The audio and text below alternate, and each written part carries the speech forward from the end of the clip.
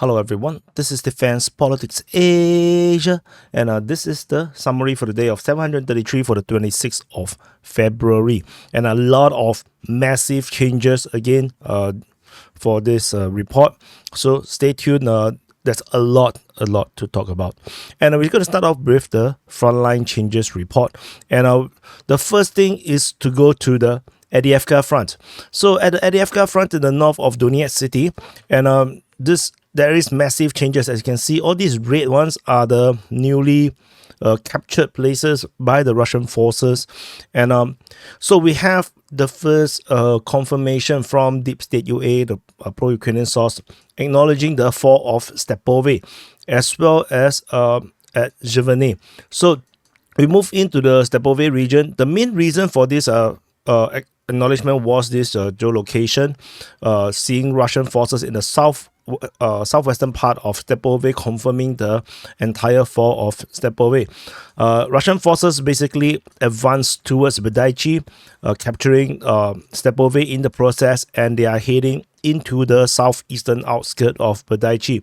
So starting the battle of Bedaichi. So this is the Stepove region.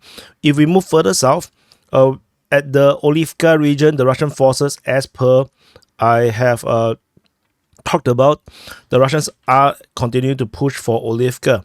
And with this push, they have come to the northeastern outskirts of Olivka. And the attack coming from the north of Tonenke has indeed put pressure to force the Ukrainian withdrawal.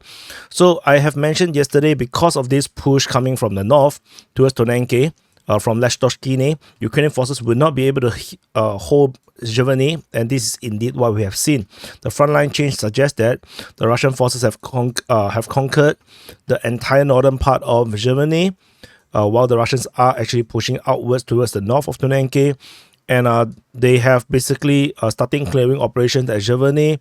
And based on Russian mapping, they also claim the south of Tonenke, which means that they are heading towards Tonenke from the south. So you may see this color boxes a bit confusing. So let me explain what are what. So this is Deep State UA. This is Ukrainian conceding that they have lost this area. However, in their mapping, they did not show Russian have firm control over on the entire settlement, despite they claim that Zhivany has been captured by the Russian forces. The most western part of this is not acknowledged to be firm Russian control. However, they did give up this part. They disclaim this part. However, the southern part of Zhivany, they still continue to claim to be under gray zone. Then this part, this is Russian claim. This is the Russians' claim that they have pushed up. So the Ukrainians have not acknowledged this. The Ukrainian mapping is still, they still believe that this is under Ukrainian control, or this is actually a gray zone.